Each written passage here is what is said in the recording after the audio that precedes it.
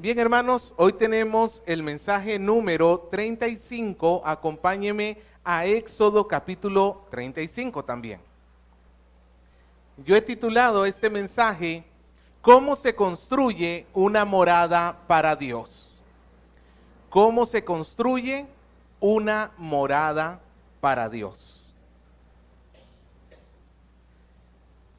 Y yo espero que en la casa usted haya podido leer este capítulo entero hasta los primeros 7 versículos del capítulo 36. Vamos a irlo leyendo, pero poco a poco a lo largo de este mensaje. ¿Ok? Usted ha escuchado el versículo de Filipenses capítulo 1, versículo 6. Es uno de los versículos más conocidos del cristianismo. Dice así: estando persuadido de esto, que el que comenzó en vosotros la buena obra, ¿qué dice? La perfeccionará hasta el día de Jesucristo. Nosotros somos una obra de Dios. Yo siempre he sido convencido que sería hermoso tener un polo cristiano con un simbolito de estos de hombres trabajando que hay en las calles cuando hay obras, y que arriba dijera: Dios trabaja en mí, tenga paciencia. Todos estamos siendo trabajados por Dios, todos somos obra de Dios. Y Dios es el constructor de nuestra vida, Él es el arquitecto de nuestra vida. Pero eso significa que entonces yo me puedo relajar y decir: Señor, haz todo lo que quieras en mí. Yo voy a estar aquí acostado en el sofá esperando tu obra. Señor, que quede yo bien bonito. Aquí estoy dispuesto, pero no estoy dispuesto a hacer nada más que darte permiso que obres. No, hermano. Definitivamente no. Cuando decimos que Dios está obrando en nosotros, no nos exime a nosotros la responsabilidad de obrar en nuestra propia vida. Dios obra a través de nuestro esfuerzo. Dios obra a través del esfuerzo de su pueblo. Entonces, si es así, si Dios está obrando en mí, ¿qué debería hacer yo hoy? ¿Cuál es el esfuerzo que Dios espera que yo haga mientras que Él obra en mi corazón? Hoy vamos a estar estudiando este pasaje de Éxodo 35, y si recordamos un poquito el contexto, vamos a tener en mente que Moisés acaba de bajar nuevamente con las tablas de la ley. Anteriormente, Moisés había estado escuchando los mandatos de Dios. Ellos están a las faldas del monte Sinaí después de haber sido liberados de Egipto. Y Moisés ha escuchado la ley de Dios y venía a entregársela al pueblo. El pueblo hizo un becerro de oro y Moisés terminó quebrando las tablas, mostrando de que el pacto había sido roto. Luego, Dios da una nueva oportunidad y Dios vuelve a establecer su pacto. Pero hay un componente muy importante que dentro del pacto mosaico que Dios quiere que el pueblo tenga siempre presente y que tienen que ellos ponerse a trabajar ahora, que es el tabernáculo. ¿Se acuerda del tabernáculo? Ok. Dios quiere que el pueblo ya ahora sí levante el tabernáculo. ¿Cuál era el objetivo del tabernáculo? Ok, es la morada de Dios en medio de su pueblo. No es que Dios necesite una casa como nosotros, pero Dios quiere que su pueblo entienda que Él está allí. Como ellos vivían en una suerte de tiendas de campaña, porque eran un pueblo nómada que estaba de paso por el desierto, Dios quería que el pueblo entendiera que Él también estaba allí con ellos. Era la casa de Dios. Ahora tienen que construir esta casa. Y hay una serie de cosas que Dios espera que ellos hagan. A través de lo que Dios quiere que el pueblo haga, vamos a poder aprender qué es lo que nosotros debemos hacer para construir esta morada para Dios. Así que pasemos a nuestro primer punto. Yo lo he titulado la obra de Dios y la prioridad de su pueblo. La obra de Dios y la prioridad de su pueblo. Lea conmigo los primeros 3 versículos de Éxodo 35. Dice así: Moisés convocó a toda la congregación de los hijos de Israel y les dijo: estas son las cosas que Jehová ha mandado que sean hechas. 6 días se trabajará, mas el 7º día será santo, día de reposo para Jehová. Cualquiera que en él hiciere trabajo alguno, morirá. No encenderéis fuego en ninguna de vuestras moradas en el día de reposo. Lo primero que Dios les dice: vamos a trabajar. Y lo primero que hay que hacer es descansar. Eso suena bastante cómico. Ya vamos a ponernos a trabajar en el tabernáculo. Pero antes de que comiencen, Moisés necesita recordarles al pueblo que construir el tabernáculo no les iba a llevar 6 días, como para poderlo hacer de domingo a viernes. Les iba a llevar tiempo. Y Dios había establecido un día especial, que es el día de reposo. Dios quería, y Moisés está recordándoles esto a su pueblo, que a pesar de que ellos tenían una gran obra por delante, y a pesar de que ellos estaban construyéndole su casa a Dios, no tenían que olvidar el día de reposo. Si recordamos lo que hemos aprendido hasta acá sobre el día de reposo, el día de reposo es una forma como se recuerda el 7º día, el día de la creación. Cuando Dios hizo los cielos y la tierra, los hizo noche y día del primer día, noche y día del segundo día, noche y día, y así cada uno de los 6 días. Al 6º día, Dios creó a los hombres y a las mujeres como la expresión máxima, como el gobernador sobre toda su creación. Y Dios vio que ya toda su creación estaba lista, estaba culminada, dijo que era bueno en gran manera, y al 7º día, ¿qué dice? Dios descansó de su obra. Ahora, este descanso no tiene una implicación en sí mismo de que Dios dijo: ay, hasta que terminé. ¡Uy, qué bueno que ya! Ya estaba cansadito. No, nuestro Dios no se cansa, no se cansa. Para Él fue tan fácil crear el universo entero con su palabra como cualquier otra cosa. Él lo hace sin esfuerzo alguno. El reposo acá tiene que ver con comunión. Dios ya no está creando en el 7º día. Ahora Dios se está dedicando a tener comunión con su creación.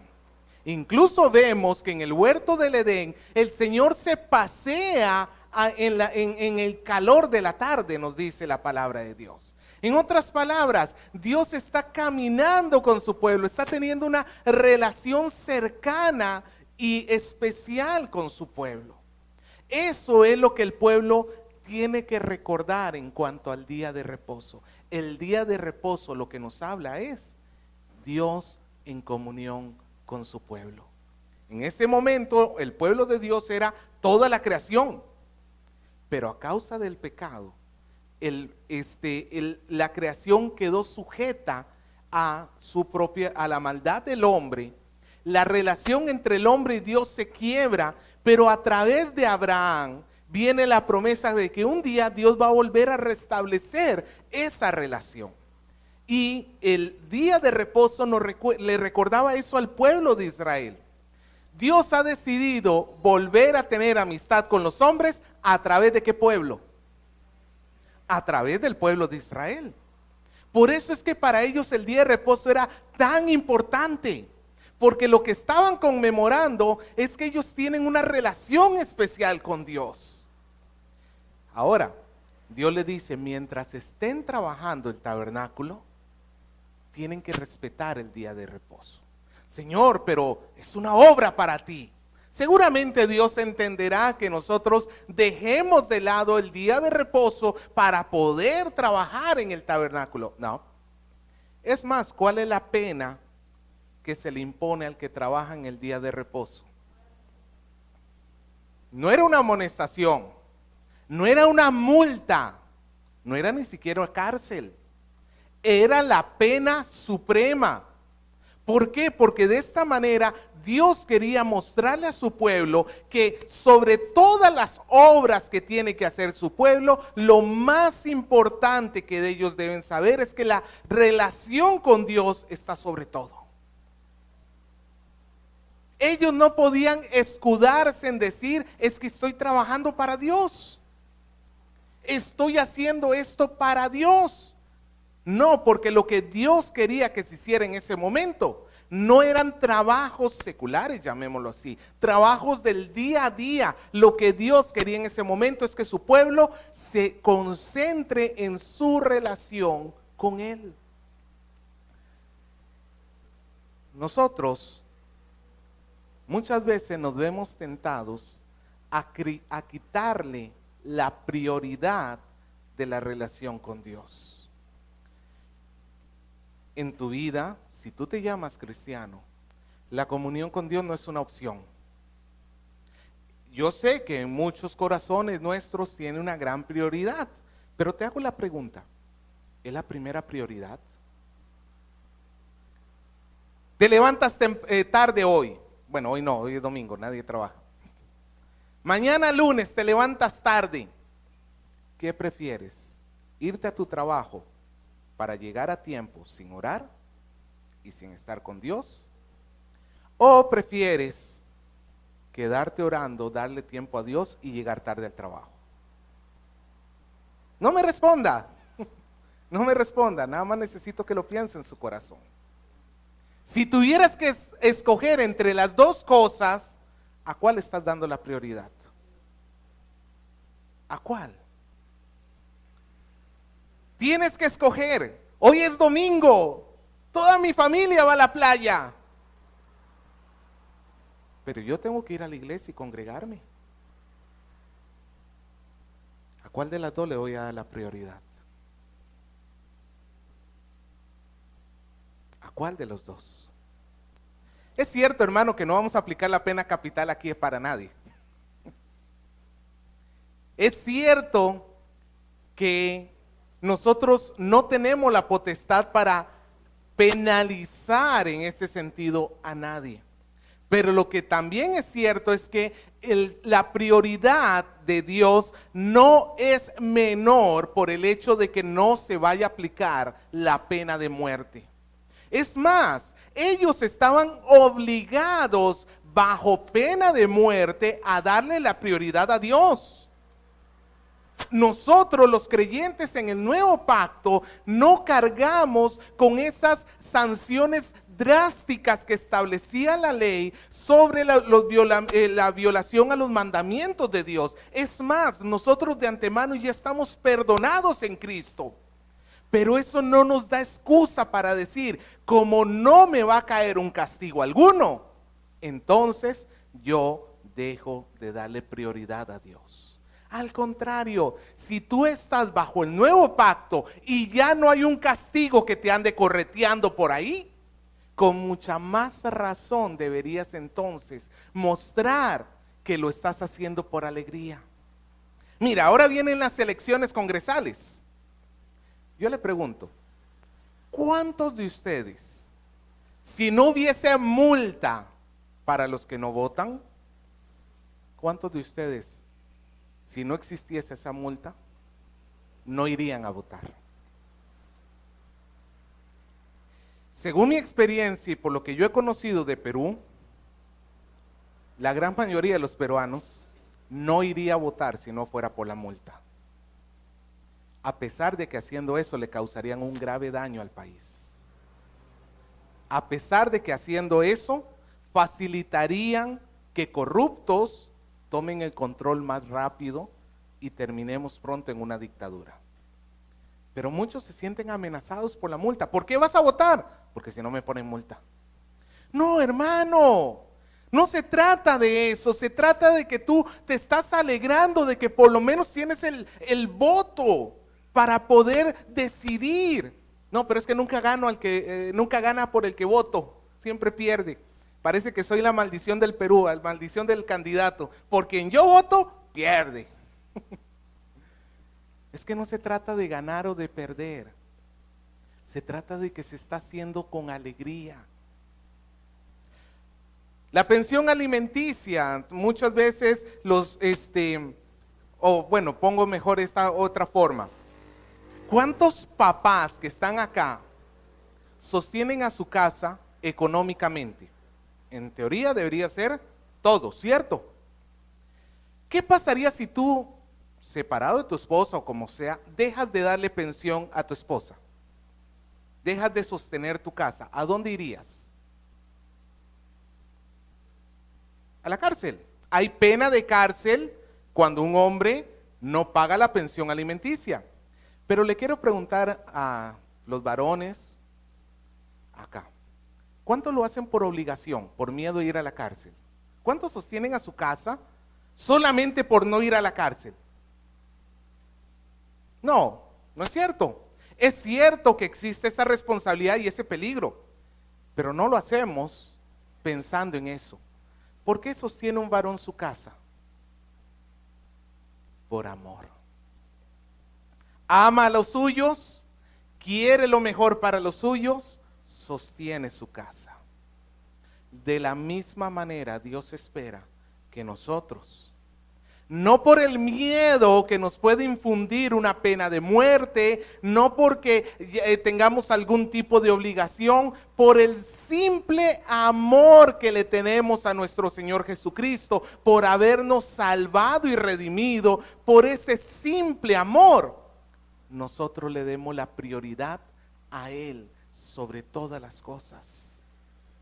Oh hermano, ojalá que tú pudieras entender cuán importante es que en tu vida Cristo sea la prioridad.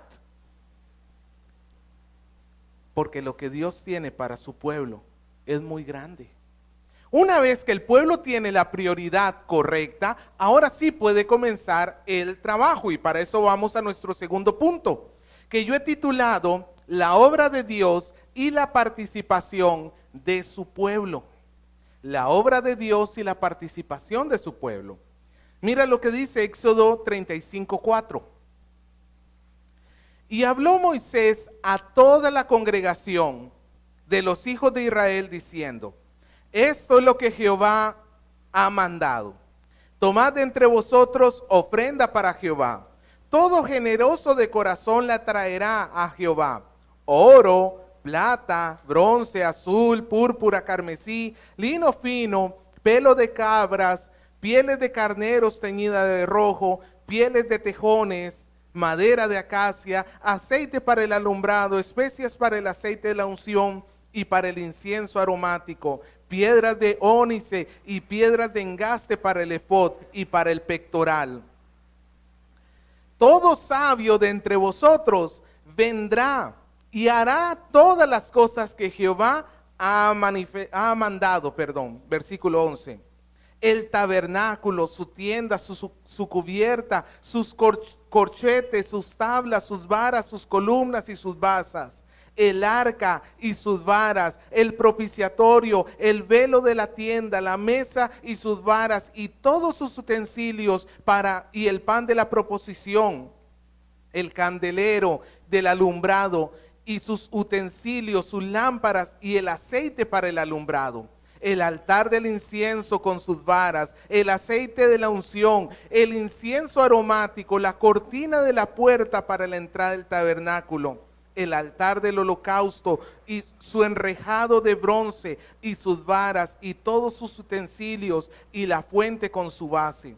Las cortinas del atrio, sus columnas y sus basas, la cortina de la puerta del atrio, las estacas del tabernáculo, las estacas del atrio y sus cuerdas, las vestiduras del servicio para ministrar en el santuario, las sagradas vestiduras de Aarón, el sacerdote, y las vestiduras de sus hijos para servir en el sacerdocio. ¿Qué era lo que Dios les estaba diciendo al pueblo? ahora sí vamos a trabajar. Vamos a trabajar. Y ahora sí que el orden está puesto en la posición correcta, vamos a trabajar. ¿Cuál era la misión? Construir un tabernáculo. Ahora, ¿qué se necesitaba para construir un tabernáculo? Básicamente tenemos dos cosas. Se necesitaban materia prima como oro, plata, bronce, telas, etcétera, etcétera, etcétera. Pero también se necesitaba mano de obra. Se necesitaba las dos cosas. Que el pueblo de Israel se pusiera a recolectar toda la materia prima que se necesitaba, y también se necesitaba que el pueblo diera la mano de obra de manera oportuna. Si nos damos cuenta, hermanos, el tabernáculo, la morada de Dios, fue construida con materiales exquisitos. Cualquiera persona de esa época le hubiera encantado tener una casa como el tabernáculo. ¿Cómo estaba creado? ¿Qué materiales tenía? Hermano, con decirte que el candelero que estaba dentro del tabernáculo pesaba 33 kilos de oro. 33 kilos de oro. ¿Te has puesto a pensar cuánto es eso? Es una barbaridad. Cuando tú entrabas al lugar santísimo, por ejemplo, era una habitación cuadrada, bien alta, de 4,5 metros de largo, de ancho y de alto, y toda la madera estaba bañada en oro, por dentro y por fuera. Todas las mesas, los altares, todo lo que estaba en el tabernáculo estaba bañado en oro. Habían bases en las columnas de plata, bronce, telas, lino fino. Era un material exquisito, porque Dios así quería manifestar que su obra es grande. Es la casa de Dios, y la casa de Dios tiene que ser hecha con lo mejor de los hombres, con lo mejor de la creación. Ahora, nosotros cuando leemos este tipo de historias, sentimos la necesidad inmediata de hacer una aplicación hacia la iglesia como este local, ¿no? La iglesia, ¿cómo tiene que tener? Lo mejor. A ver, hermanos, ¿cuántos me traen 33 kilos de oro para hacer un candelaro? No quiero decir que la casa, el local, porque en realidad no es la casa de Dios, déjame decirte. Este es un término mal empleado. Este es el local donde se reúne la casa de Dios, que es diferente. Porque la casa de Dios es la iglesia. El propósito de este pasaje no es decirnos que el local de la iglesia tiene que estar espectacularmente hermoso. No, ese no es el propósito, aunque sí debería estar. La iglesia o el local donde se reúne la iglesia debería manifestar el amor que nosotros le tenemos a Dios, porque en este lugar nos reunimos todos. Y este es un lugar, por decirlo así, que amamos todos, no por el lugar en sí, sino por quienes están acá. Y obviamente, si usted quiere tener su casa bonita, porque allí usted vive con su familia, pues de la misma manera usted debería querer que este local esté bonito, porque aquí usted se reúne ¿con quién? Con su familia. Pero nuevamente repito, el propósito no es enfocarnos en decir, hermano, vamos a quitar estos tules tan comunes y mundanos que tenemos ahí, y vamos a traer lino fino y lo vamos a decorar. Y este púlpito que está acá lo vamos a chapar en oro. No vamos a hacer tal cosa. Pero sí vamos a recordarnos que es que la obra de Dios tiene que ser hecha en excelencia. Y esa obra es tu corazón. Esa obra eres tú. Tú eres una parte muy importante de la obra de Dios. Efesios nos dice que el Señor ha escogido a su iglesia para que seamos morada de Dios por el Espíritu Santo. El equivalente del templo en estas circunstancias no es el local de la iglesia, es la iglesia en sí misma, las personas que se reúnen allí todos los domingos para poder escuchar la palabra de Dios. Es muy importante que yo entienda que tengo que esforzarme porque la iglesia esté cada día mejor, porque la iglesia crezca, porque la iglesia sea un lugar de excelencia a la altura de mi Dios. Y cuando digo la altura de mi Dios, no solamente, no estoy refiriéndome principalmente a cuestiones materiales. Sí, porque hay personas, por ejemplo, que he conocido en otras iglesias que les encanta ofrendar arreglos de flores para la iglesia, para el local, y eso es muy bonito. Pues, por ejemplo, vemos ese florero ahí atrás y causa alegría, ¿sí o no? Unas florcitas en la iglesia se ven muy bonito. Pero acá lo que más nos interesa es, hermano, que usted entienda que usted tiene que poner un gran trabajo en primer lugar en su corazón para que usted crezca. ¿Qué honra más a Dios?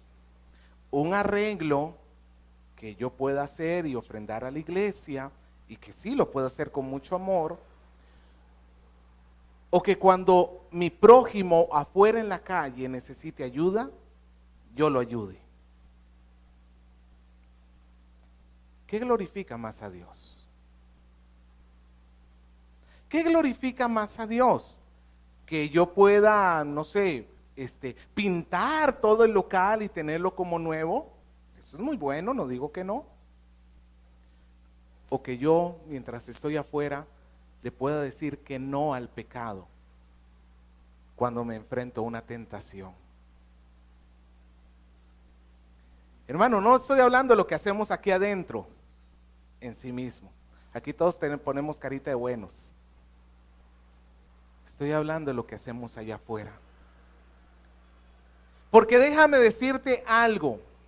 Si yo, saliendo de este lugar o incluso dentro de este lugar, peco, estoy trayendo deshonra, estoy rebajando la gloria de la morada de Dios. No, pero yo el pecado no lo hice en la iglesia. Es más, nadie en la iglesia se dio cuenta. Pero hermanos, es que esta morada de Dios es tan santa como el más mundano de nosotros.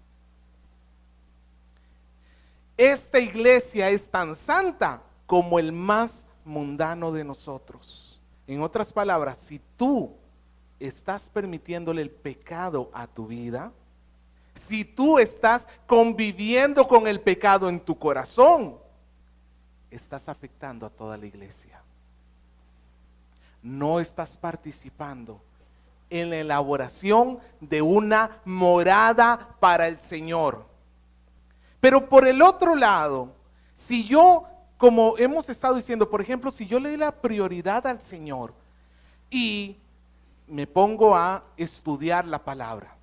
Usted sabe que ya hemos activado las casas de oración este año. Yo espero que usted ya esté estudiando con su maestro casa de oración. Y si no está en una casa de oración, hermano, ¿qué esperas? ¿No deseas trabajar por el crecimiento y la edificación de la morada de Dios? No, pero es que eso ya lo sé, yo ya me sé los cursos. Así lo supieras, y valgan verdades, siempre hay algo nuevo que aprender. Deberías en ese caso ser un poco más humilde y reconocer que no lo sabes todo. Pero así lo supieras, pudieras ayudar el día de mañana a que otro aprenda y que otro crezca. Hermanos, todos estamos trabajando juntos. El pueblo era necesario que unos pusieran materiales y otros pusieran sus habilidades. Mira el versículo 20.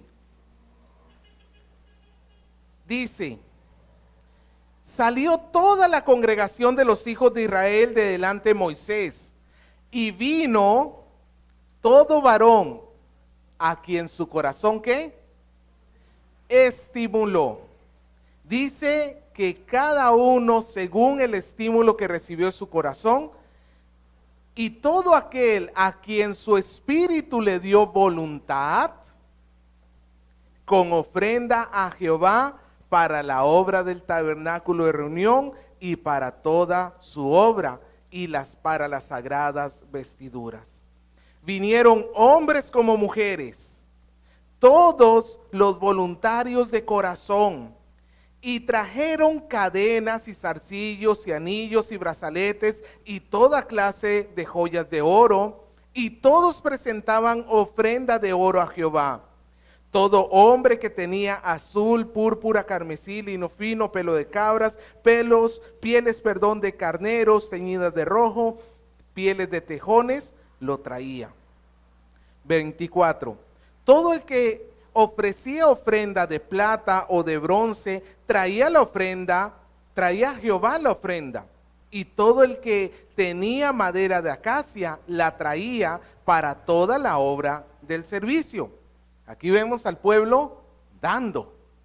El pueblo está dando lo que tiene, está poniendo su parte, está invirtiendo. Hermanos, si tú das, estás dejando de tener tú. No es como algunos que dicen: yo doy mi dinero de la ofrenda, pero ¿qué harán con mi dinero? Entonces ya, si tú das un dinero, ya no es tu dinero. Si nosotros queremos que la casa de Dios crezca, tenemos que tener un sacrificio. Tenemos necesariamente que sacrificar de nosotros. No hay crecimiento sin sacrificio. Eso es claro, hermano. Eso es claro. Y lo que sacrificamos no es solo dinero. Lo que sacrificamos es tiempo. Lo que debemos sacrificar son nuestras propias vidas. Ponerlas en Dios. Negarnos a nosotros mismos. Hermano, tú no vayas a pensar que lo único que necesitas hacer por la iglesia es entregar un sobre con dinero. No, hermano, eso no se necesita en sí mismo. Eso no es lo que Dios pide de nosotros. Dios no está pidiendo de ti solamente algo de ti. ¿Sabes lo que Dios pide de nosotros? Todo tu ser. Todo tu ser. El pueblo dando es una muestra del pueblo dándose a sí mismo. Ahora, pero mira el versículo 25. Además, todas las mujeres sabias de corazón hilaban con sus manos y traían lo que habían hilado: azul, púrpura, carmesí y lino fino. Y todas las mujeres cuyo corazón las impulsó en sabiduría, hilaron el pelo de cabra. No solamente era dar bienes, sino también que estaban dando talentos, habilidades. Las personas no solamente tenían que dar materiales, sino que las habilidades que habían recibido de Dios, ¿para qué tienen que ser utilizadas? Para el crecimiento de la obra de Dios. Todos, de una u otra manera, tenemos dones y habilidades. Si quieres una descripción rápida de uno de otro, es una forma bastante sencilla. Un talento es cualquier habilidad natural que nosotros tengamos. Hay personas que tienen talento para la cocina y otros que tienen talento para comer, dicho sea de paso, pero este es otro tipo de talento. Hay personas que tienen talento para organizar. Hay personas que tienen talento para cantar. Hay personas, y así hay diferentes tipos de talento. Los talentos en sí mismos nacemos con ellos y los disfrutamos y los debemos hacer crecer a lo largo de nuestra vida. Los dones tienen que ver más bien con regalos especiales que el Señor hace cuando nosotros nos convertimos. No voy a entrar mucho en el tema, pero una cosa, por ejemplo, es cantar y otra cosa es ministrar al pueblo. Cantar lo puedes hacer tú en la ducha, en un karaoke, pero cuando la persona que está cantando acá está cantándole a Dios para edificación de su pueblo, eso ya no es simplemente una canción, ya no está simplemente cantando, está ejerciendo un don. Dios le ha dado el don de poder ministrar al pueblo. Y así pudiéramos mencionar, pero bueno, más allá de eso, el punto acá es, Dios no solamente nos ha dado bienes, nos ha dado talentos. Y a mí me encantaría que todos pudiéramos presentar ya sea nuestros talentos o nuestros bienes o nuestros dones para el servicio de la casa de Dios. Porque ¿para qué Dios te los ha dado? Justamente es para eso, para que sirvas a los demás, para que sirvas a los demás. Por eso es que Dios nos ha dado tales dones y talentos. Tiempo, Dios también te ha dado tiempo. Estaba sacando las estadísticas de los tiempos de oración de este año. Lamentablemente, fuera de los que prestan servicio en la congregación, que ya eso les voy a jalar las orejas en la reunión de siervos que tenemos en enero, a los siervos. Pero los que no prestan servicio en la congregación, también se lleva un registro de las veces que asisten. Lamentablemente, solamente como 5 personas que no son siervos, son los que asisten a tiempos de oración en la iglesia.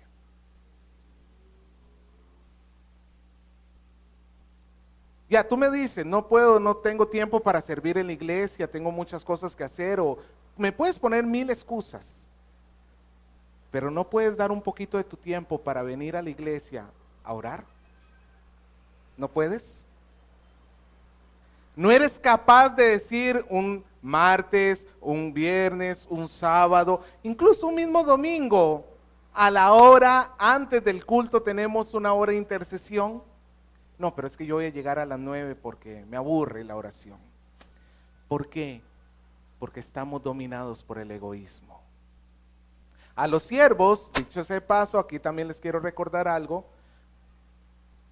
Ojalá viniéramos más que solamente cuando nos toca servicio.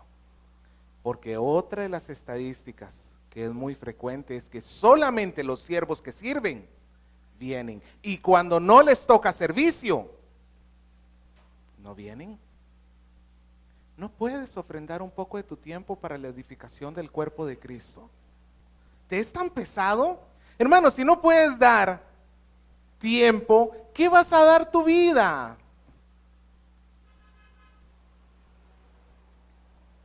Dios quiere que su obra crezca, pero esa obra va a crecer en base a nuestro sacrificio. No es tirarnos en la cama y decir, Señor, ojalá que la iglesia creciera. Señor, quiero que la iglesia sea más grande. Sí, está muy bien eso. Trabaja por eso. Por lo menos ven a los tiempos de oración, mínimo. Ojalá, hermano, todos los que estemos acá escojamos un día para venir a orar. Y si ninguno de los tiempos de oración que hay te sirven por diferentes cuestiones, pues dinos un día y una hora para que vengas a orar. Hermano, participemos todos de la edificación de la casa. Yo sé que es incómodo y yo sé que nadie quiere escuchar esto, y es más fácil darse cuenta y distraerse entre las personas que están llegando. Pero déjame decirte, tú tienes una gran responsabilidad y recuerda esto: todos vamos a dar cuenta el día que lleguemos al tribunal de Cristo.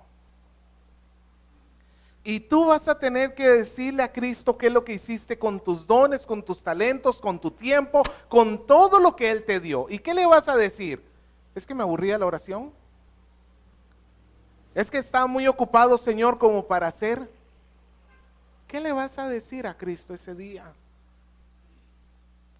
¿Qué le vas a decir? Nosotros estamos llamados a ser buenos administradores de la gracia de Dios.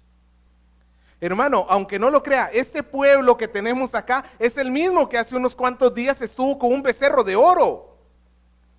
Pero por lo menos ahora están mostrando un arrepentimiento.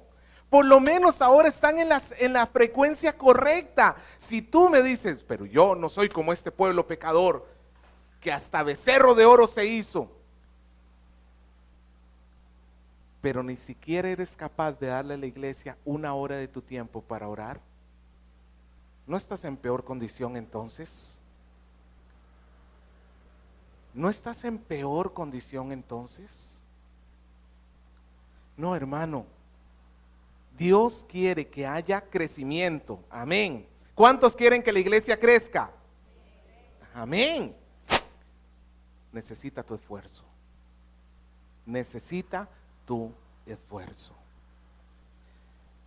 El Señor va a saber recompensar esos esfuerzos. Para eso llegamos al tercer punto. La obra de Dios y la recompensa al pueblo. A mí me faltó una L. Al pueblo. Nos dice a partir del versículo 30 que el Señor había dado dos hombres en especial. En el versículo 30 nos dice que el Señor había llamado a Bezalel, el hijo de Uri.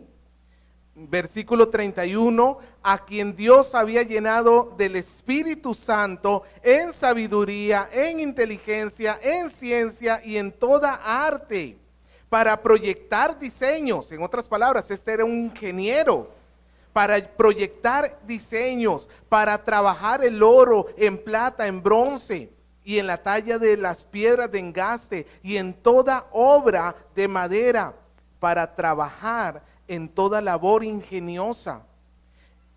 Y ha puesto en su corazón, el que pueda enseñar, así como ¿quién más? A Oliat, hijo de Ahisamac. ¿Sabe? Dios tenía mucho que hacer y el pueblo tenía mucho que hacer. Pero cuando el pueblo comenzó a trabajar y dijo, nosotros vamos a levantar la obra de Dios, el Señor les mandó ayuda. Es cierto que la obra es mucho más grande de lo que tú crees. Hermano, no somos capaces de hacer todo lo que Dios espera que nosotros hagamos. Pero cuando el pueblo comenzó a trabajar, Dios dijo, espérese un ratito, yo les voy a mandar dos ingenieros acá. Ellos les van a ser de ayuda, ellos les van a ayudar, ellos incluso les van a enseñar. Pero quiero que observes que la bendición de Dios prosiguió al acto del pueblo. Primero el pueblo actuó y luego Dios mandó la bendición de tener estos dos hombres. Dios quiere traer bendición para la iglesia. Dios quiere traer personas que nos ayuden, que crezca, que nosotros podamos ser mejores. Pero necesita tu esfuerzo. Necesita tu esfuerzo. Dios va a bendecir, pero va a bendecir luego que el pueblo se esfuerce. Y en los versículos capítulo 36, del 12 en adelante, tenemos una historia que, valgan verdades, me conmueve y me entristece por otro lado. Lea conmigo a partir del versículo 2. Y Moisés llamó a Bezalel y a Aholiab. ¿Quiénes eran estos? Los ingenieros, ¿cierto? Y todo varón sabio de corazón, en cuyo corazón había puesto Jehová sabiduría. ¿Quién es la fuente de la sabiduría? Dios. Todo hombre a quien su corazón le movió a venir para la obra, para trabajar en ella. Y tomaron de delante de Moisés la ofrenda que los hijos de Israel habían traído para la obra del servicio del santuario a fin de hacerla. Y ellos seguían trayendo ofrenda voluntaria cada mañana. Tanto que viendo todos los maestros que hacían toda la obra del santuario, cada uno de la obra que hacía, vuelvo a repetir, tanto que vieron todos los maestros que hacían toda la obra del santuario, cada uno de la obra que hacía, y hablaron a Moisés diciendo: el pueblo trae mucho más de lo que se necesita para la obra que Jehová ha mandado que se haga. Entonces Moisés mandó a pregonar por todo el campamento diciendo: traigan más para mí. No. Ningún hombre ni mujer haga más para la ofrenda del santuario. Y así se le impidió al pueblo ofrecer más, pues tenían material abundante para hacer la obra y sobraba. ¿Sabe lo que yo veo acá? No es un montón de material. Veo un pueblo generoso. ¿Sabe lo que veo yo acá? Veo que este pueblo, por lo menos en esta circunstancia y en este momento, ha sido bendecido por Dios al despojarse de su egoísmo. A tal punto que se les tuvo que prohibir que siguieran trayendo, porque ya había más de lo que se necesitaba para la obra. Y yo, hermano, si bien es cierto, sé que este texto puede ser muy apropiado para que nosotros hablemos de ofrendas económicas, pero lo que yo voy es al mismo corazón del asunto. ¿Sabe cuál es la bendición de Dios para el pueblo? Un pueblo sin egoísmos. Un pueblo que se da y se da mucho más allá de lo que se necesita dar. Ojalá nosotros fuéramos ese pueblo. Ojalá nosotros pudiésemos llegar a entender la importancia de la obra de Dios a tal punto que estemos dispuestos no solamente dar de nosotros lo de nosotros, sino darnos a nosotros mismos para que la iglesia crezca. Hermano, si a ti te duele dar la ofrenda, si a ti te duele cuando por ejemplo, se pide apoyo para los alquileres, ¿qué vas a heredar tu corazón? Si no puedes dar lo material, ¿cómo puedes dar la vida? La ofrenda es un medidor de dónde está nuestro tesoro. Nuestro Señor Jesucristo dijo que donde quiera que esté el tesoro del hombre, allí está su corazón. Si tu tesoro está en Dios y en la obra de Dios, tú no vas a tener problema alguno de dar no solamente un bien, de darte a ti mismo por ello. Hermano, ojalá nosotros llegáramos al punto en que tú pudiéramos decir: ¿sabe qué, hermano? Tenemos demasiada gente que quiere hacer algo por el Señor. Ya no podemos hacerlo solo acá. Vamos a ampliarlo a otros lugares. Qué hermoso sería el día cuando podamos mandar un equipo a otro pueblo para levantar una iglesia. Qué hermoso sería. Pero para llegar a ese día, ¿sabe lo que se necesita? Un pueblo que se dé. Un pueblo que se dé. Dios va a bendecir a un pueblo que se da. Lo bendijo a través de ingenieros, gente capacitada, y lo bendijo a través de librarlos del egoísmo, a tal punto que dieron mucho más de lo que se necesitaba. Dios nos permite ser ese pueblo, hermano, que se da y se da. ¿Sabe? Como usted sabe, hace un par de meses estuve en Cajamarca y hay una historia bien bonita que me encantó, o sea, es de la vida real. Resulta que este grupo que nos llevó a nosotros, un grupo, a un pastor y a mí, para hacer una capacitación a pastores en Cajamarca, este grupo de hermanos que son de diferentes iglesias acá en Lima, se encargan de recoger entre ellos ofrendas, y a esta altura ya están construyendo, creo que es su tercera iglesia en diferentes pueblitos, caseríos, si más no me equivoco le llaman, en Cajamarca. Y cuando nosotros fuimos, estaban yendo a supervisar la última obra que estaban haciendo. Nosotros no pudimos ir porque fue durante nuestra capacitación. Ellos fueron por su cuenta, por decirlo así. Pero cuando vinieron contándonos de que ya el avance estaba en un 90%. La iglesia se estaba construyendo. Y ahora último, hoy he visto en Facebook las noticias de ellos, donde ya están celebrando sus primeros cultos en ese lugar. Y gracias a Dios por un grupo de personas acá de Lima que se ha propuesto levantar iglesias en donde no hay. Pero sabe también lo que hacen ellos, como se hace en muchos lugares. Hablan con el pastor y dicen, ¿sabe qué? Nosotros vamos a pagar los materiales, pero ustedes van a poner la mano de obra. ¿Es justo o no es justo? Claro que sí. Si quieren que la iglesia se levante, ¿qué tiene que hacer el pueblo que va a recibir? Tiene que ponerse a trabajar. Si ellos hubieran dicho, no, ¿sabe qué? Quiero iglesia, pero no quiero trabajar. ¿Sabe dónde estaría esa iglesia ahorita? Ese templo, ese local. En nada. ¿Sabe por qué una iglesia no crece? No porque Dios no quiera bendecir, o porque falten las bendiciones de Dios. ¿Sabe por qué no crece? Por la poca voluntad del pueblo. Pero si el pueblo se dispone a trabajar, ¿qué va a hacer Dios? Va a bendecir el trabajo de ese grupo. Trabajemos, hermanos. No le digo que trabajemos por un local, aunque Dios permita que en algún momento ese sea un plan. Pero trabajemos por el crecimiento de la congregación. Tú tienes mucho que hacer, mucho que dar.